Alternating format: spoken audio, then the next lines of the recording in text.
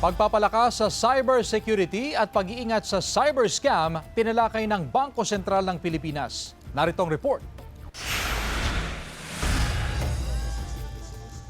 Tinalakay ng Bangko Sentral ng Pilipinas sa isang programa ang pagpapalakas sa cybersecurity at ang pag-iingat sa mga cyber scam.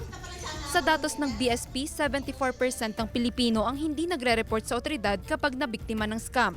Thousands of Filipinos, thousands of users or customers can be affected by that single launch of a phishing email.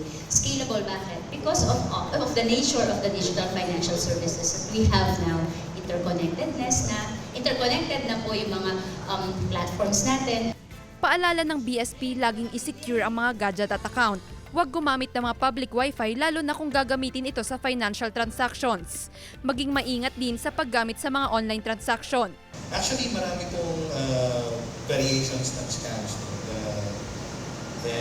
Pero pare-pareho lang po sila na pinipressure ka, may sense of urgency na ipinaparamdam doon sa victim, and nangihingi ng personal information or sensitive information. Itinuro rin kung saan ang tamang otoridad na dapat pagsumbungan sakaling nabiktima ng scam.